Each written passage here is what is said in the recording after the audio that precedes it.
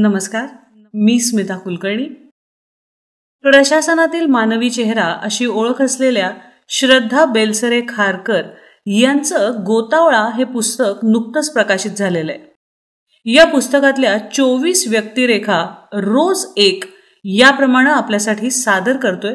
तेव्हा जरूर ऐका, अभिप्राय कळवा आणि अशाच उत्तमोत्तम व्हिडिओची माहिती मिळवण्यासाठी चपराकचे हे यूट्यूब चॅनल सबस्क्राईब करायला अजिबात विसरू नका. डॉक्टर राजन वेळुकर. वेळुकर सरांची आणि माझी ओळख वरळीच्या शासकीय वसाहतीत झाली. मला दर्शनामध्ये घर मिळालं होतं आणि शेजारच्या शीतल या इमारतीत सर राहत होते. एकदा संध्याकाळी सहज फिरताना भेट झाली. माझे पती श्रीनिवास यांची सरांची आधीच ओळख होती.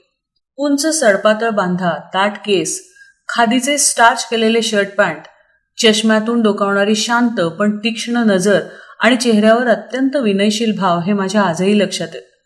पहिल्या संभाषणातून माझ्या लक्षात राहिला तो त्यांचा विलक्षण साधेपणा आणि संयमी स्वरात आपला मुद्दा ठामपणे सांगण्याची लकब.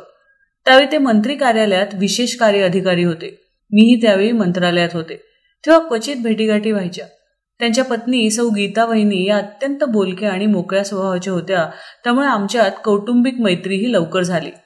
मग सर राजभवनमध्ये उपसचिव म्हणून गेले. खरं तर राजभवनमध्ये काम मिळाल्यावर ती पोस्टिंग कशी नियमित होईल ते बघण्याकडे बऱ्याच अधिकाऱ्यांचा कल असतो. पण सर मात्र वर्षभरातच सार्क देशांच्या चंदीगड येथील आंतरराष्ट्रीय युवा केंद्रात गेले. त्यावेळी त्यांचा विविध देशातील लोकांशी संपर्क आला आणि शिक्षण पद्धतीतील अनेक नवीन उपक्रम त्यांनी आत्मसात केले. या निमित्तानं शिक्षण क्षेत्रात आंतरराष्ट्रीय स्तरावर सुरू असलेल्या नव्या प्रवाहांची त्यांची ओळख झाली. एकदा आम्ही चंदीगडला सहलीसाठी गेलो असता गावापासून बरेच दूर असणाऱ्या आमच्या हॉटेलमध्ये सर आणि वहिनी आम्हाला भेटायला आल्या. त्यावेळी त्यांनी अनेक अनुभव सांगितले. या सगळ्या ज्ञानाचा उपयोग महाराष्ट्रातील विद्यार्थ्यांना कसा होईल हा ध्यास त्यांच्या सगळ्या बोलण्यातून दिसून यायचा. एक दिवस अचानक नाशिकच्या यशवंतराव चव्हाण महाराष्ट्र मुक्त विद्यापीठाचे कुलगुरू वेळुकर सर झाल्याची बातमी आली आणि आम्हाला अर्थातच खूप आनंद झाला. कारण श्रीनिवास त्या विद्यापीठात जनसंपर्क अधिकारी होता. मुक्त शिक्षण पद्धतीचा सरांनी सखोल अभ्यास केल्याचं त्यांच्या प्रत्येक उपक्रमातून जाणवत होतं. या व्यवस्थेला वंचित घटकांपर्यंत पोहोचवण्यासाठी त्यांनी अनेक नवीन अभ्यासक्रम सुरू केले. त्यात जसे अगदी कमी शिकलेल्या लोकांसाठी असलेले शिक्षणक्रम होते तसेच संगणकातील अद्ययावत शिक्षण देणारेही शिक्षणक्रम होते. त्यामुळे विद्यापीठ खऱ्या अर्थानं सर्वसामान्यांपर्यंत पोहोचलं. जेव्हा सर विद्यापीठात आले तेव्हा विद्यार्थी संख्या 1,00,000 होती ती त्यांनी तिपटीनं वाढवली. त्यांनी राबवलेल्या अनेक उपक्रमात फुलपाखरू उद्यान, आंतरराष्ट्रीय दर्जाचं वसतिगृह, फळबाग लागवड, संगणकशास्त्रातील अल्पमुदतीचे अभ्यासक्रम असा विद्यापीठाची सर्वांगीण प्रगती साधणारा विचार होता. विद्यापीठाचे मुख्यालय नाशिकला असले तरी त्यांची विभागीय कार्यालये राज्यभरात पसरलेली होती. सर्व काही अत्याधुनिक दर्जाचं असावं याकडे त्यांचा आग्रह असलेल्या वेळुकर सरांनी मग विभागीय केंद्राच्या कामकाजाचं वेगवान संगणकीकरण करून ती मुख्यालयाशी जोडली. या काळातच त्यांना खूप विरोध सहन करावा लागला. विद्यापीठाचा वाढता पसारा, अनेक वर्ष प्रलंबित पडलेले प्रश्न, घरच्या फ्रंटवर सौ गीता वहिनींचा आजारपण आणि त्यातच त्यांचं चटका लावून गेलेलं निधन या संपूर्ण कालावधीत सरांचा शांत राहून प्रश्नाला तोंड देण्याचा स्वभाव फार उठून दिसत होता. आम्ही अधूनमधून सौ वहिनींना भेटायला जायचो.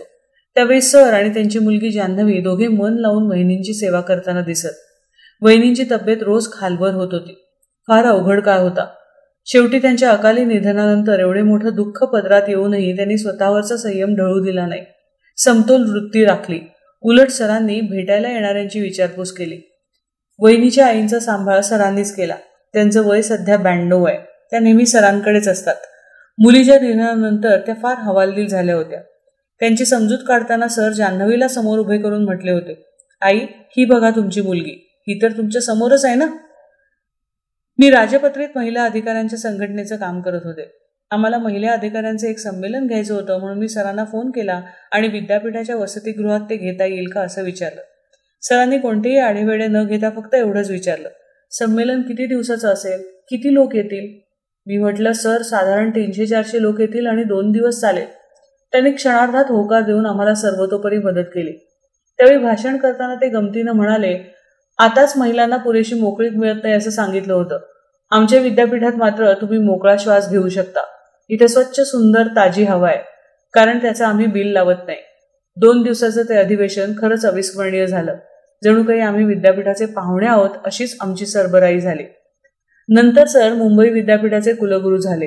इतर सर्व विद्यापीठांप्रमाणे तिथेही प्रचंड राजकारण होतं.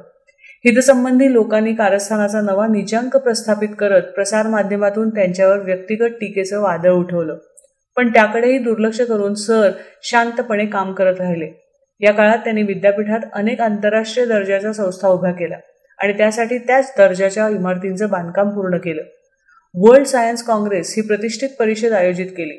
तिचाही सर त्यांनी नव्या उंचीवर नेला, कारण त्यासाठी जगभरातून 15 नोबेल पारितोषिक प्राप्त विद्वानांचा सहभाग मिळवला. यापूर्वीच्या इतिहासात कधीही इतक्या संख्येनं नोबेल विजेते शास्त्रज्ञ या कार्यक्रमाला आलेले नव्हते. उद्घाटनाच्या कार्यक्रमाला पंतप्रधान आले. सरांच्या धीर गंभीर स्वभावामुळे हा कार्यक्रम कमालीचा यशस्वी झाला. त्यांच्या काळात नॅनो टेक्नॉलॉजी विभाग सुरू केला गेला. विद्यापीठाचा दूरशिक्षण विभाग अधिक कार्यक्षम करण्याचा त्यांनी प्रयत्न केला. त्यासाठी व्हर्च्युअल क्लासरूम तंत्रज्ञानाचा वापर तेव्हाच सुरू केला. विद्यापीठे समाजात घडणाऱ्या सर्व घटनांबद्दल संवेदनशील असतातच असं नाही, मात्र डॉक्टर वेळुकर जिथे जिथे गेले त्या संस्थांमध्ये त्यांनी ही संवेदनशीलता पसरवण्याचा प्रयत्न केला. मुंबई विद्यापीठात ते कुलगुरू असताना दिल्लीत निर्भया कांड घडले. सगळा देश त्या घटनेनं हादरला होता. यावर खरं तर विद्यापीठांना काही करणं शक्य नव्हतं. मात्र हा प्रसंग इतिहासात केवळ एक भयंकर गुन्हा म्हणून नोंदवला जाऊन विसरला जाऊ नये असं सरांचं मत होतं.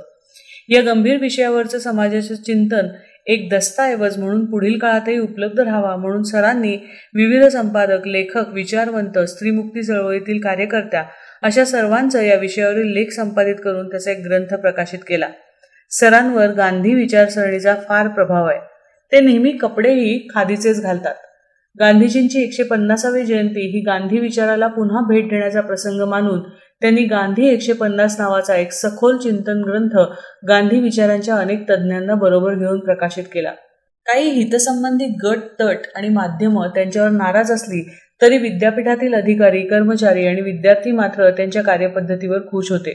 ते सेवानिवृत्त झाले तेव्हा सर्व संघटनांनी त्यांचा केलेला निरोप समारंभ हा लक्षणीय होता.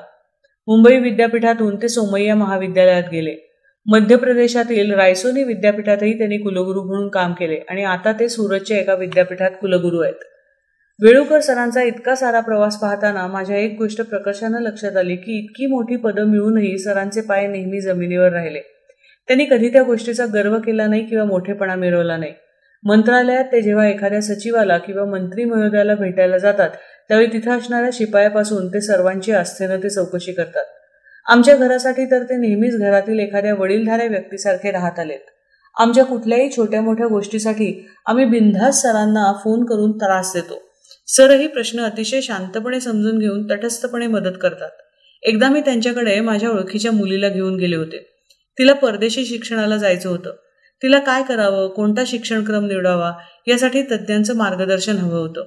सर त्यावेळी मुंबईचे कुलगुरू होते. त्यांच्या अतिशय व्यस्त दिनक्रमात त्यांनी आम्हाला वेळ दिला. त्या मुलीशी ते सविस्तर बोलले. आज ती मुलगी वर्ल्ड बँकेत अधिकारी म्हणून काम करते. असे कितीतरी त्यांचे अनुभव सांगता येतील. मला सर्वात ज्या बाबीचं आश्चर्य वाटतं ते हे की व्यक्तिगत आयुष्यात इतकी दुःख भोगल्यावरही हा माणूस इतका शांत आणि समतोल कसा राहू शकतो. कदाचित या प्रश्नाचं उत्तर त्यांनी आपल्या कारकिर्दीच्या शेवटच्या दिवशी इंडियन एक्सप्रेस या वृत्तपत्राला दिलेल्या मुलाखतीत असेल. तुम्ही मुंबई विद्यापीठाचे कुलगुरू म्हणून कोणत्या बाबतीत यशस्वी झालात आणि कोणत्या गोष्टी अपूर्ण राहिल्या याचं अत्यंत प्रांजळ आणि प्रामाणिक उत्तर दिल्यावर ते त्या वार्ताहराला म्हणाले होते, I was focused and therefore I was not bothered.